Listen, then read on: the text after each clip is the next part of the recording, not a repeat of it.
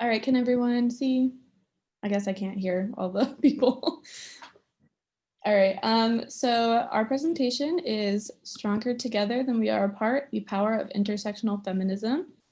My name is Rachel Jarvis. My pronouns are she, her, hers, and I am a senior human development and family studies major, as well as a feminist ambassador for the Center for Women and Gender Equity. Hello, everybody. My name is Courtney Chambers. I am a senior social work major graduating in December, and I am the BSW intern student for the Center of Women and Gender Equity and Violence Prevention. And then I'm Zach. My pronouns are he, him, his. I am a PPEL major. I'm a first year, and I'm also a feminist ambassador. Alrighty, so just to give a brief overview of what we are going to be talking about today. First, we just want to talk a little bit about the Center for Women and Gender Equity, as well as the Center for Violence Prevention and Education. And then we will go into an exploration of white feminism in historical and modern day context, and how white feminists can be more intersectional in leadership practices. We're also going to talk about feminist work done by Black women, their experiences within the feminist movement, and why they have created their own space. And then finally, we'll discuss some of the stigma associated with men's involvement in feminism and how they can participate in and benefit from feminism. And as a quick disclaimer, you can see here, we want to address that we'll be discussing feminism primarily in terms of the gender binary.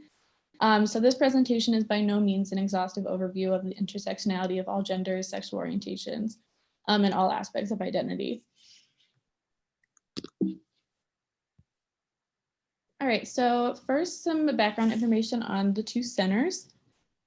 As you can see here, the primary mission of the CWGE is to address issues of gender equity on our campus and in our community through our programming and services. And we also understand that it is our responsibility to approach issues of gender as always linked to issues of race, sexuality, class, ability, citizenship status, and all other categories of identity in which people are marginalized and face systemic oppression.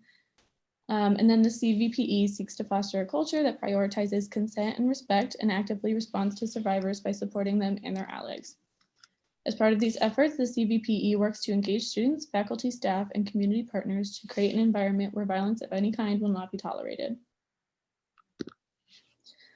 All right, so I'm going to talk to you all today about white feminism. So firstly, what is white feminism? So white feminism focuses on the concerns of white women, primarily those who are middle class and affluent.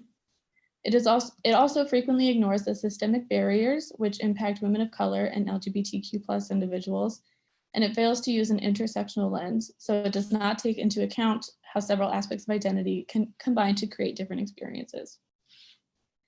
White feminism has left women of color out of feminist movements throughout the years. And some historical examples that I will be talking about today include the suffrage movement as well as Rosie the Riveters. So you may know that this year is the 100th anniversary of the 19th Amendment, which passed in 1920.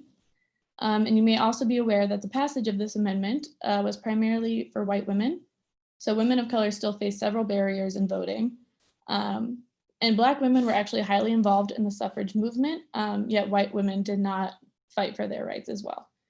In fact, many white suffragists actively fought against Black men getting the vote before them through the 15th Amendment because they felt that they deserved the vote more than them because of their race. So many women of color didn't get the vote until many years later. And I do have those years, some examples.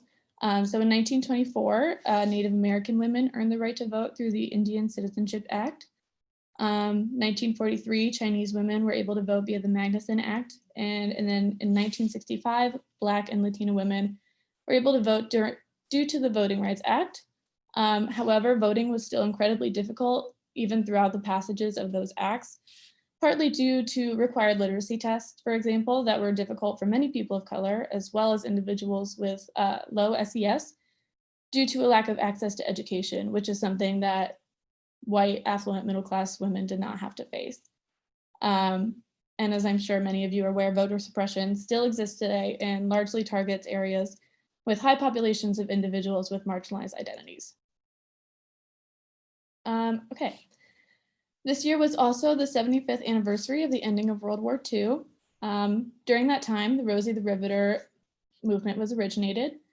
So the Rosie Riveter movement was created to encourage women to enter the workforce and advocate for their rights in the workplace. However, this movement was very white feminist centered, as Black women and women of color were already in the workforce because they had to be. Also, as white middle-class women entered the workforce, they were able to receive higher paying positions, while women of color still had the lower paying, often the manual labor positions. However, through the Rosie the Riveter movement, white women still remained the face of women's rights in the workplace. So each of these movements illustrate the ways in which white women sought only to benefit themselves and ignored the struggles of women of color. There are many historical examples, but white feminism is not only in the past. So there are just a few, these are just a few examples of white feminism today. First, we have girl boss feminism and the glass ceiling.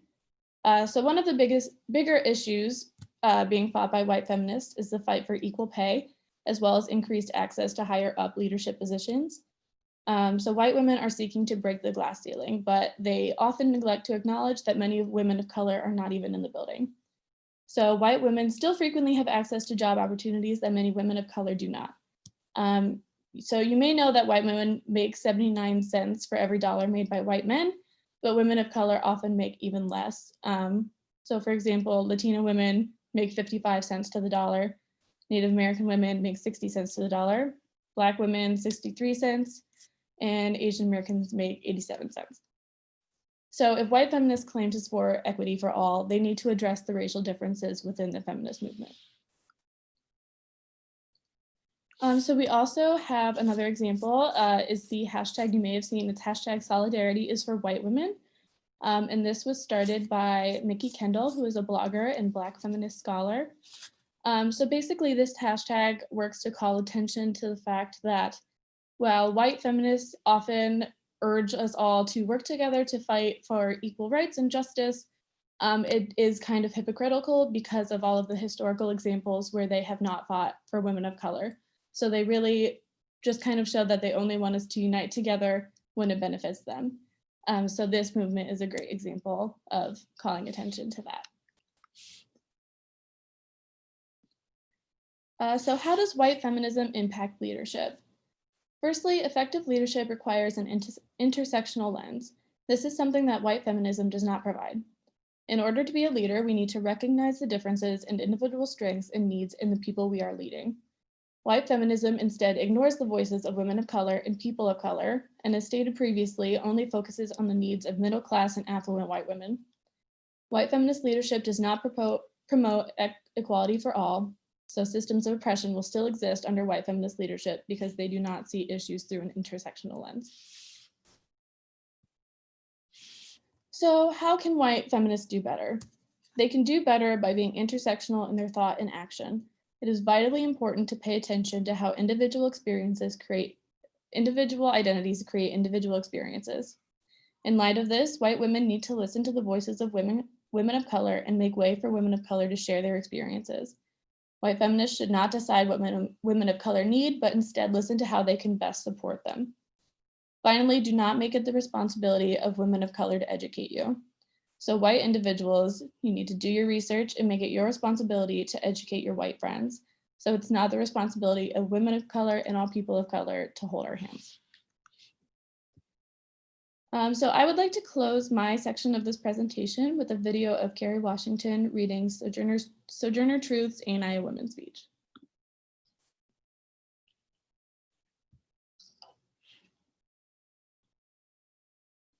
Well, children, where there is so much racket, there must be something out of kilter. I think that twixt the Negroes of the South and the women at the North all talk about rights, the white man gonna be in a fix pretty soon. But what's all this here talking about? That man over there says that women need to be helped into carriages, lifted over ditches, and to have the best place everywhere. Nobody ever helps me into carriages or over mud puddles or gives me any best place. And ain't I a woman? Look at me. Look at my arm. I have plowed and planted and gathered into barns, and no man could head me. And ain't I a woman? I could work as much and eat as much as any man when I could get it. And I could bear the lash as well. And ain't I a woman? I have borne 13 children, seen most sold off into slavery. And when I cried out with a mother's grief, none but Jesus heard me. And ain't I a woman? And they talk about this thing in the head. What is it they call it? Oh, that's right there, intellect. That's it, honey. Well, what's that got to do with women's rights and Negroes' rights? If my cup won't hold but a pint and yours holds a quart, wouldn't you be mean not to let me have my little half measure full? That man in the back there, he says women can't have as much rights as men because Christ wasn't a woman. Well, where did your Christ come from? Where did your Christ come from? He came from God and a woman. Man didn't have nothing to do with it.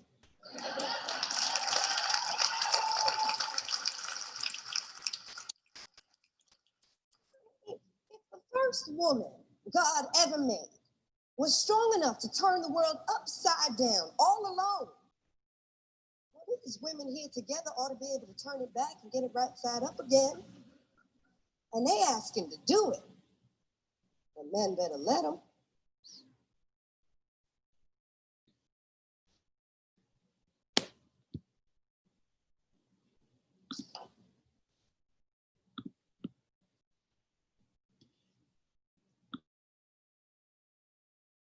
On mute.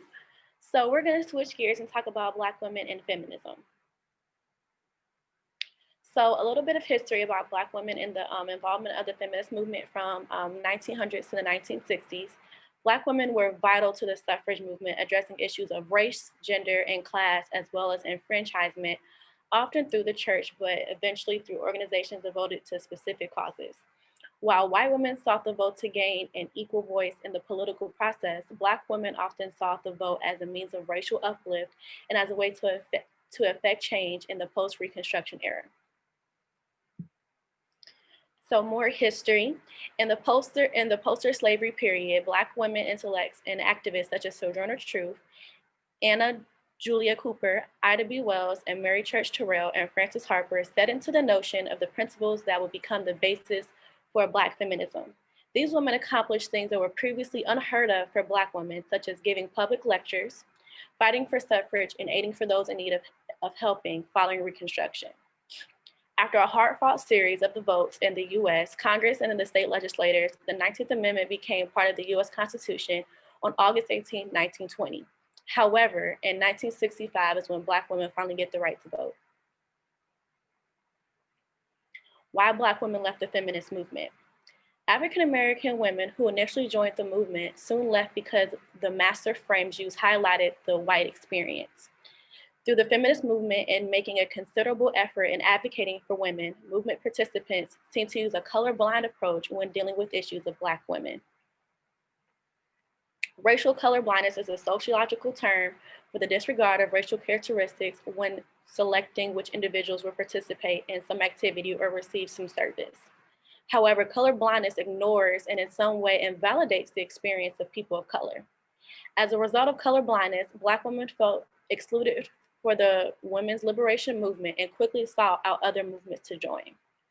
Racial tensions in women's liberation movement left a small window of opportunity for Black women to advocate for their liberation, although the white movements focus on issues affecting all women and noticeably left out issues unique to Black women.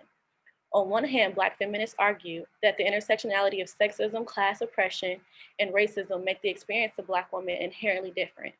Yet the traditional feminist movement strives to eradicate sexism and class oppression, often at the cost of ignoring race as an inhibitor. Some Black women about their experience with the feminist movement.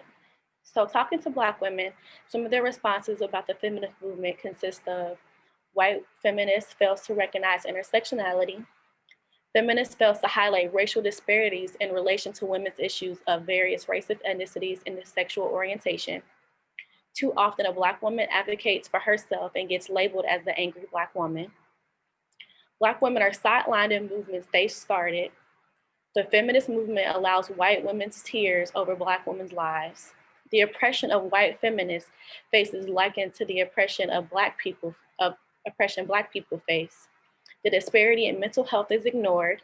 Healthcare disparities significantly regarding childbirth aren't stressed. And white feminists use buzzwords like diversity and inclusion, and the list goes on and on. Intersectional feminism.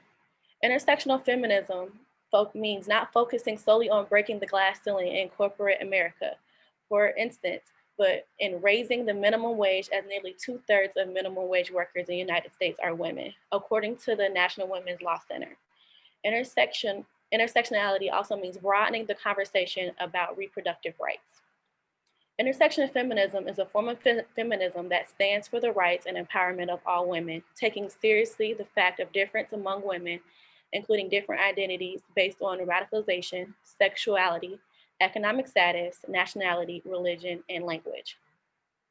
Intersectional feminism attends to the ways in which claims made in the name of women as a class can function to the silence or marginalize some women by the universally the claims of relative privileged women. So some closing quotes. No one can live up to the standards set by racist stereotypes like that position Black women as so strong that they don't need help, protection, care, or concern. Such stereotypes leave little to no room for real Black women to deal with real problems.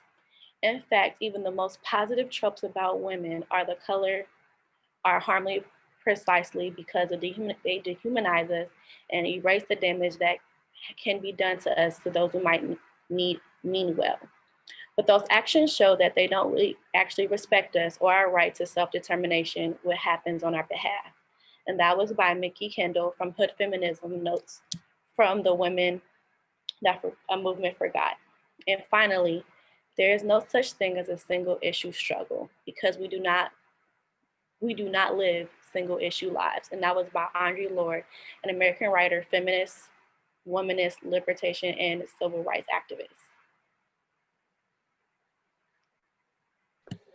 All right, so now we're going to move on to talking about male representation in feminism. And we'll be starting with what is a man's role in the feminist movement? So sort of begin, one of the largest goals, or one of a large goal of modern historical feminist movements is to end and combat sexual violence. And men are the main perpetrators of sexual violence. So through, traditional feminist like education and, showing like men better ways and all the learning that men can do, only the perpetrator of a violent act can make that decision not to do that violent act.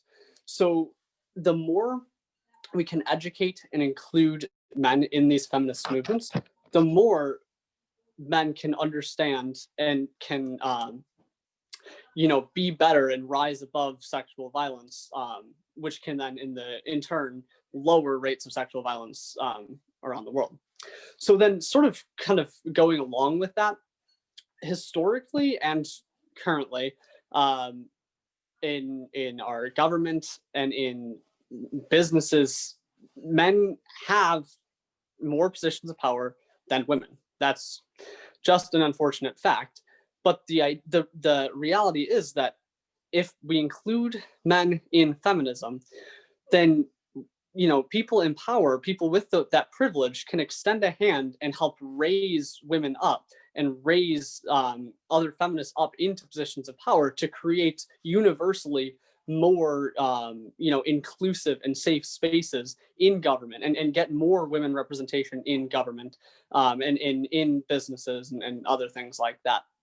So rather than combating men, and it's more productive and efficient to utilize that power to help bring women up and make those inclusive spaces. So that then sort of turns it to you folks, the current and future leaders. Either you have leadership positions of power and privilege right now, or you most likely will in the future. So it's your job to use that platform that you're getting for good and to help feminism. So two of the really important ways that as leaders you can help be good feminists is one, to support women in both positional and non-positional leadership roles. So, leadership is essentially broken down into two broad stroke spectrums.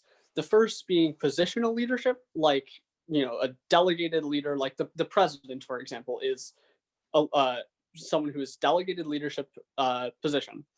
Or if you throw a bunch of people in a room and say, get this done, there's going to be a couple of folks that just naturally take a leadership position and, make that meeting run smoothly. That's a non-positional leader. So it's important that we support and bolster women in both positional and non-positional leadership, because like I was saying earlier, that's how we get to those really inclusive spaces, and that's how we can work towards gender equity.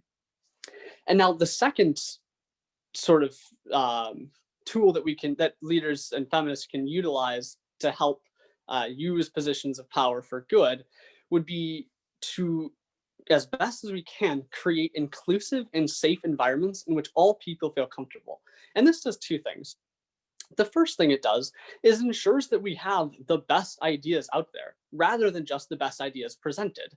If everyone in a room truly and honestly presents their ideas and their objections to things that we're working on, then we get all options for ideas and for proposals. And then we can pick from the truly best idea presented.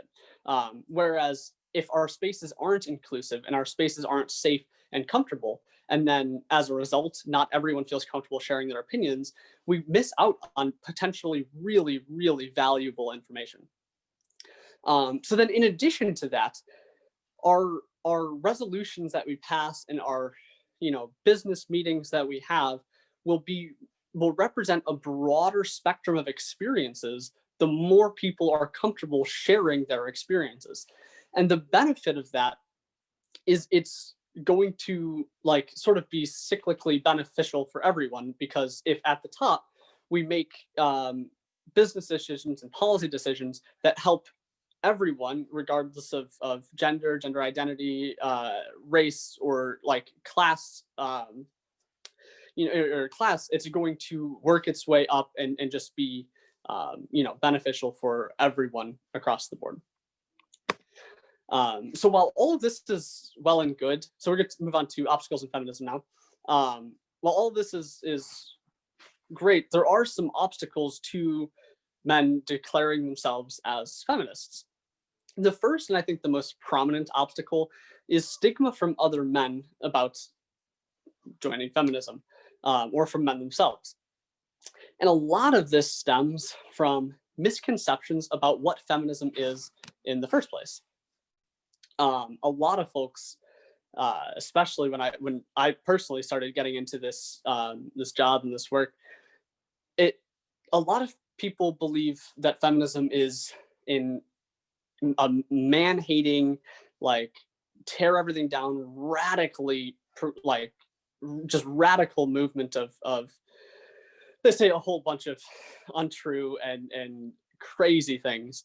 But the fact is that's simply not true. Feminism is about gender equity, and men and women can share power and be in power together. Bolstering women in power doesn't mean that men have to be completely in the ground, out of power. We can work together and share this power and be equitable and inclusive for everyone moving forward. Now, another obstacle to men in feminism is actually other feminist women. Some feminist circles believe that men should support gender equity, but that the term feminism is for women only. And a lot of this comes from, men are everywhere in the world. Men are in all of these positions of power. Especially historically, the feminist circles have been a place for women and just women. And so some of the resistance has been, that's another place now that men are. And,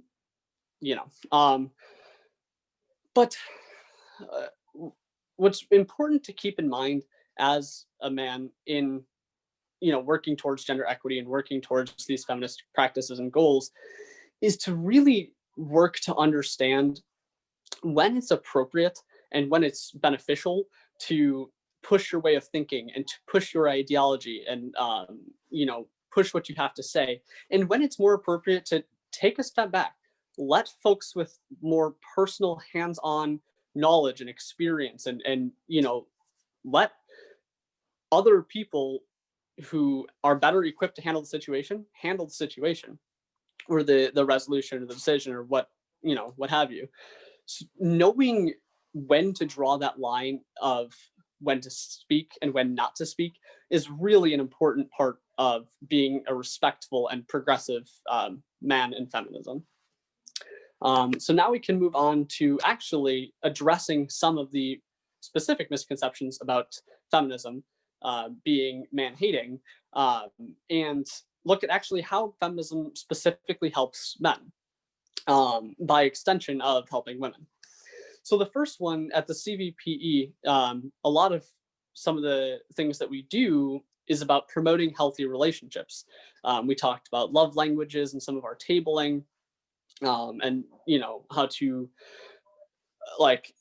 read your relationship and know maybe when it's going in a not healthy direction and some of these things. But the fact of the matter is, a healthy relationship is healthy for all parties in the relationship. And if a man's in that relationship, that by extension helps that man as well. But really, one of the largest ways that feminism helps men is promoting healthy masculinities and combating toxic masculinities. So if you aren't aware really of what toxic masculinity or healthy masculinities are, in a brief nutshell, toxic masculinity is that whole idea that men aren't supposed to show their emotions or even have emotions, or men are supposed to be all muscly and play sports and do all the masculine male things that are supposed to happen. But that's can be really toxic, especially when men aren't like that. When maybe a man has more feminine traits and they meet sometimes violently, that those traits sometimes violently conflict with the standard of masculinity needing to be a certain way. This actually contributes to really high rates of suicide and depression in men in America and around the world. And so promoting healthy masculinity both helps combat domestic violence and relationship abuse, and helps the mental and physical safety and health of young men and older men as well.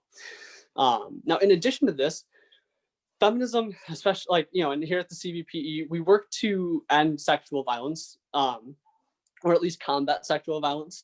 And while it's true that the majority of sexual assault victims are not men, the number of male victims is a non-zero number. According to the CDC, 1 in 38 men have experienced completed or attempted rape victimization in their lifetimes. So, combating sexual violence means, yes, combating sexual violence for women, but it also means combating sexual violence for men, combating sexual violence for non-binary folk, or combating sexual violence for really anyone who experiences sexual violence. So it really helps on a broader spectrum than just, helping women, although it does do that as well. So now we can move on to continuing the representation of feminism with all genders. We had talked earlier in this presentation about the history of the feminist movements and some of the racial implications that go along with those. But now, today, we are sort of starting this new generation of feminists, this new wave of feminism, if you will. Here I just noted it as older feminism and newer feminism because where the breaks are sometimes can get complicated. Older feminism just being everything in the past, newer feminism just being everything from now to the future. So, as we socially progress and we recognize more genders, gender equity takes on a broader set of definitions. It's no longer equity between men and women, but there's so much more that goes into it. And so us as feminists and as leaders going into these positions of power that I had mentioned earlier, we have the opportunity right now to reshape the future of feminism. We have the opportunity to create these inclusive spaces for all genders, for all sexualities and races and classes. And, we have the power and the responsibility to take intersectionalism and move it forward and use, the things that we're talking about to help improve the spaces that we will be leading in the future. And then we can move on to some discussion questions. Woo-hoo. Okay. So we do just have a few discussion questions for you all. So if you want to utilize, like the Q&A feature so we can see those, or I think you can request to unmute yourself. But first is, what has your experience been with feminism? How have you felt about the word or the movement?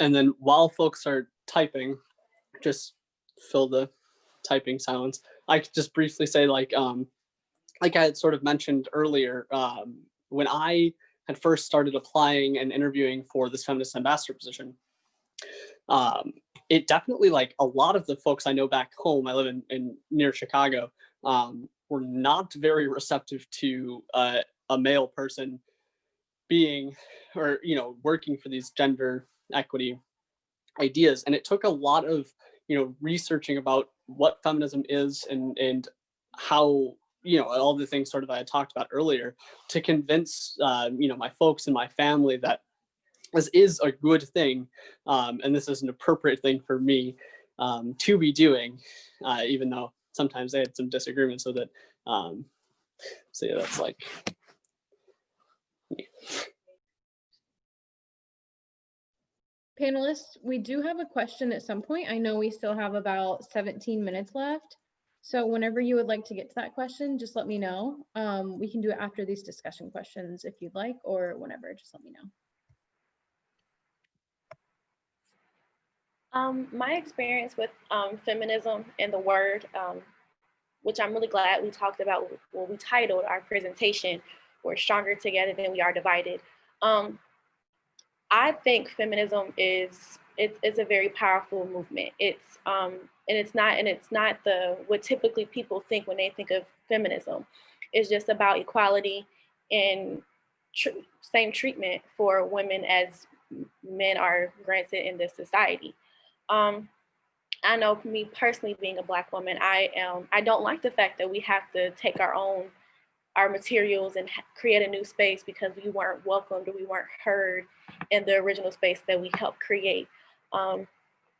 So I think personally, I like the word feminism, but I think moving forward in my leadership skills as I am going into my career, my profession, to be more intentional about intersectional feminism, just because so many people with their sexual orientation and socioeconomic status and education, there's feminism for some people, they don't feel included. It's not an inclusive environment. So being more intentional about intersectional feminism, making sure everyone has a seat at the table and that everyone's voice is heard, male or female, no matter the race, where you came from, your background, just making sure, because we all have one common goal, and that's equality and gender equity. So being more intentional about intersectional feminism and making sure that everybody's voice, everybody's needs, once questions are being addressed and being properly handled as they weren't before in the past. Yeah, I definitely agree with a lot of that, Courtney. And I know that like my own personal experience with feminism, like I talked about white feminism in this presentation, and honestly, a lot of those white feminist ideals were what I had the most knowledge of, especially like prior coming to college. Like I just saw these, I'm like, oh, these issues affect me, I'm a feminist, and like the thought ended there. But it's really important, like Courtney said, like continuing your education, being intentional, seeking out those opportunities to learn more, because obviously we do not all have the same experiences. So to be effective feminists and to be effective leaders, we need to understand where people are coming from and how we can best support everyone.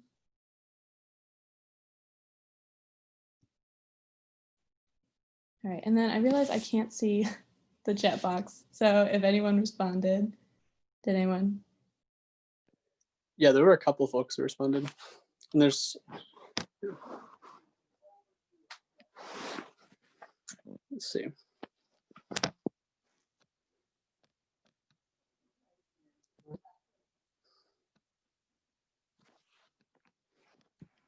I think it's appropriate to answer the question in the Q&A box. The question was, most people's introductions to learning about feminism is presented from a white feminist perspective. What are some steps to ensure that it comes from an intersectional perspective? Education. I think education and being more self-aware of your privilege and your biases. I feel like a lot of people, when we hear feminists, like Rachel said, this is for me, it applies to me, this is what I'm going to do. However, just because it might not apply to you, if you're still for women equality, there's some barriers and some experiences that Black women face that you might not ever have to experience. So making sure that they feel supported, making sure that if someone in the room ignores them, making sure you advocate for and stand up for and speak up for that person in the room. Feminism is not it's not a Black and white thing anymore. It's a rainbow of colors. There's a whole bunch of people included in this space that want to be seen and want to be heard. So when it comes to ensuring that it comes from an intersectional perspective, again, it's making sure that your experience and your views aren't the only one that's accounted for in this situation, because there's so many more experiences and backgrounds and so much more knowledge and some resources and support that can be brought to the table in order to help push the movement further. Sort of going along with that, like on the education aspect, normalizing being wrong is a lot of times really important for intersectionalism, because as we educate ourselves and as we learn how to be better intersectional feminists, a lot of times we might learn that the way we had been acting in the past, or the way that, you know, some of the things we might have done or said were wrong. And that's a lot of times really, really uncomfortable to admit that maybe you were doing something unintentionally to hurt someone else. So admitting that you're wrong and being able to learn from and progress from your mistakes, both when you realize them and when they're called out, like when other people call you out for making certain mistakes unintentionally or intentionally, you know, admitting that there are always, no matter who you are, ways you can be better. You're never like a perfect intersectional feminist, or you never know everything about what there is to know. So. Panelists, there is another question. Someone would like to know, how can I work to change my male friends' thinking about feminism? They feel very strongly that feminism has ruined relationships, particularly Black relationships. Well, I can't speak specifically to the Black relationships aspect of it, but I'll be honest, it's hard. Especially the men that I interact with about this can be very strong-headed once they get that idea in their head. There's what has worked best for me in talking to my male anti-feminist peers is really showing examples of showing real-time examples of ways that feminism has been productive and helpful rather than destructive, if that sort of makes sense there.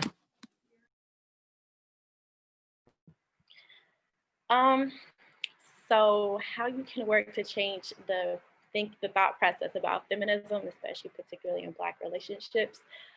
I just, as Zach stated earlier, with the stigmas with feminism, and as I've talked about before, just basically the educational piece, and then also you have to reassure. When people hear the word feminism, they think, well, men are here and women are here, and with us being feminists, we're trying to be up here and have you down here, and that's just not particularly the case at hand. No one's trying to one up anybody. No one's trying to be more privileged than the next person. So, and I understand that in Black relationships, there's also more deeply rooted issues with Black men than Black women. So and then I feel like as we grow in society, more Black men are becoming feminists because they understand that feminists, we do great work in our community and the world, and we have achieved great things. So just the educational piece, and then to reassure feminist movements and other kind of movements, it's not to one up anybody. This is not a competition. This is not a race or a challenge. It's about equality. And if you're in a relationship, you want to be treated equally. Well, feminism is literally the same way. We want to be treated how you want to be treated, which is equal. And just having to have that very vulnerable and transparent conversation and reassure, like, I'm not trying to be one up above you. I'm not trying to get the gold medal and you get the silver one. I'm not trying to have more on my plate than you do, but we just want to be respected and treated as such. And I understand that can be difficult, particularly in Black relationships. But I've had to educate some of my male friends on what feminism is, just because they didn't understand what this was, and especially like Zach mentioned earlier about toxic and healthy masculinity and healthy relationships. They didn't understand how that also came into play. So being able to have those very vulnerable and transparent conversations, as well as education, as well as reassuring that technically we're in this together, or we would like for us all to be in this together. I also think sort of something that helps is understanding that the term feminism means a lot of different things to a lot of different people.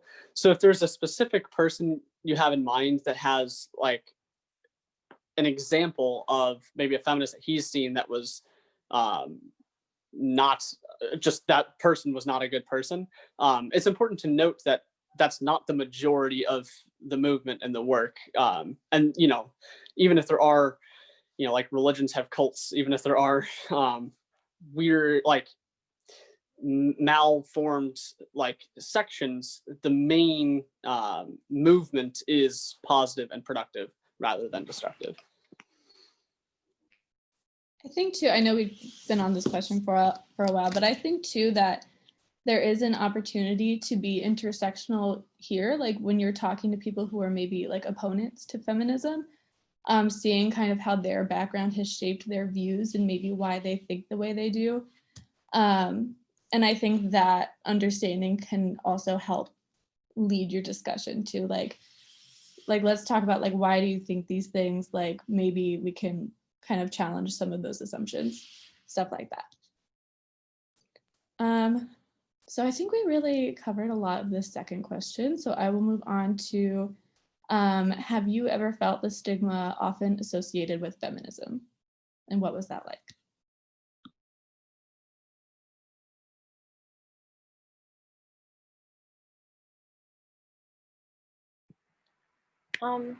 I felt some stigmas, particularly me being a Black woman. I feel like when you hear feminism, again, this is like a white woman's arena. And me being a social work major and going into higher education, again, at the title of our conversation, We're Stronger Together. I don't think we're going to do much work if we have like if we have Indigenous people, women feminism, or if we have Black feminism. I feel like we all have a common goal. So I've gotten some backlash, or I've had some experiences being a Black woman saying I'm a feminist. It's like, oh, you're a feminist, you're not a Black feminist or a womanist, just because in the past, we haven't had to sit at the table. Well, again, this is a constantly changing society. It is more than possible for us to, like Zach said, create a new wave or a new future of what feminism can look like. So me trying to, again, promote gender equity and equality, I don't want to remove myself and create my own place at the table. I would like to bring what I have, my experiences, back into what Black women originally helped found, and that was just a feminist movement. It wasn't any race or anything tied to it. I feel like when you start adding race into these kind of conversations, it forces us to be divided. And I don't want that. If we all have one common goal, I would rather us fight together than fight separated, because I feel like, again, I always say we're stronger in numbers.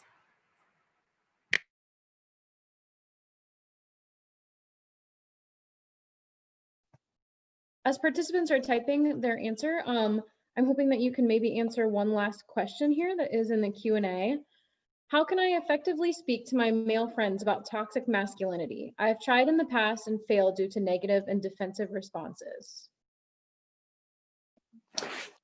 Again, I think it's a hard topic, because part of toxic masculinity, like especially if you were raised that way, is to reject conversations about toxic masculinity.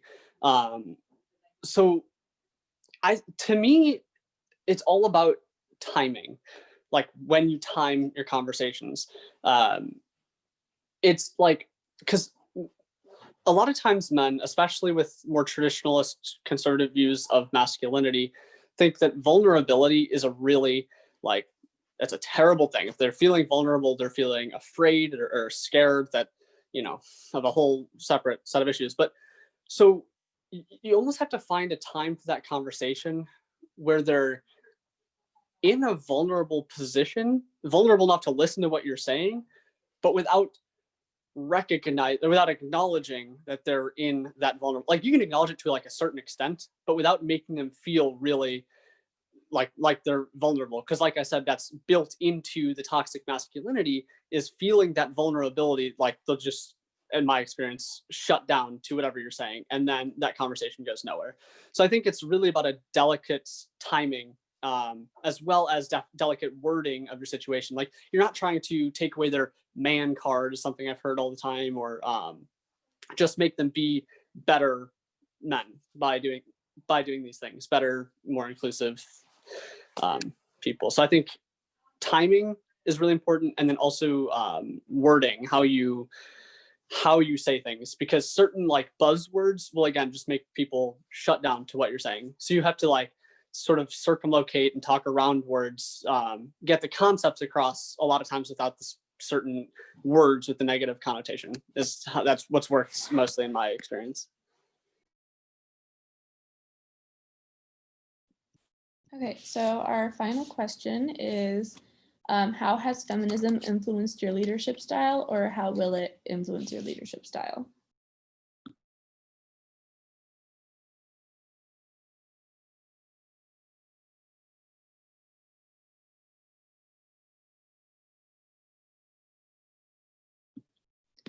I know that in like my section of our presentation, I talked a lot about how important intersectionality is when it comes to leadership. So like I kind of said before, I think it's just really important, and that feminism helps create a space where people feel comfortable and open to share their experiences or to share their perspective or their ideas. And I think that intersectional feminism is a really great way to do that, because there are strengths in our differences. So obviously everybody has something that they can bring to the table. So I think that feminism helps to address our differences and recognize how they are actually our strengths and how we can move forward together, and support the most number of people that we can.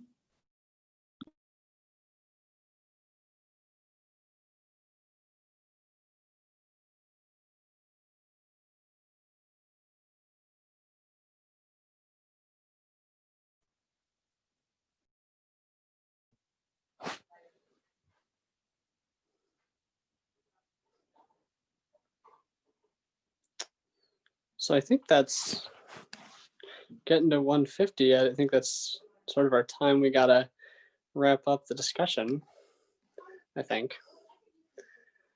Could be wrong. Yeah. Yes, 150. So just quickly, our conclusion, just to sum up some of our main points, intersectional feminism is necessary in order to promote equity and equal opportunity for all. And feminism should be for everyone, no matter their race, their gender, their sex, their sexual orientation, or anything that makes them them. They need to be welcome in the feminist space. And we talked a lot about intersectionality, and that is actually a term coined by Kimberly Crenshaw. And this link, and actually this QR code over here will take you to her video on intersectionality. It's a TED Talk.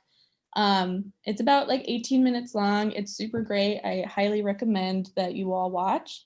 And then finally, if you want to get involved or hear more about the Center for Women and Gender Equity or the Center for Violence Prevention and Education, feel free to follow us on Instagram, and those are our handles. So thank you so much for everyone participating today. I think we had a really great time. Absolutely. Thank you all.